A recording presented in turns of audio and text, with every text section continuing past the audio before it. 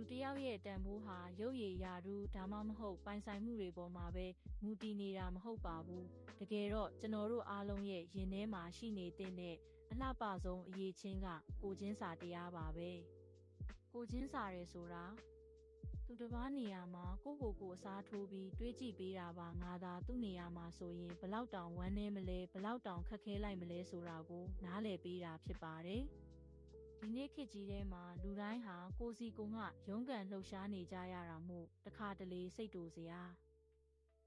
စိတ်ပြက်စရာတွေနဲ့ကြုံရတတ်ပါတယ်အဲ့ဒီလိုအချိန်မျိုးမှာဒေါသနဲ့မတုံ့ပြန်ပဲသူ့မှာလဲဘာခက်ခဲတွေရှိနေလို့လဲဆိုတဲ့ကျင်နာတဲ့အမြင်လေးနဲ့ကြည့်ပေးဖို့လိုပါတယ်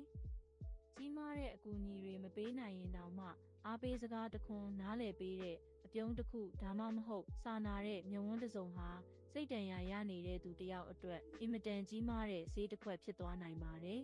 ။ဒါကြောင့်ကဘာကြီးကိုပိုပြီးတာယာလှပလာအောင်ကိုချင်းစာစိတ်လေးတွေနဲ့အတူတူတိဆောက်ကြရအောင်။လူသားအားလုံးကိုချင်းစာတရားကိုစီနဲ့စိတ်အေးချမ်းကြပါစေ။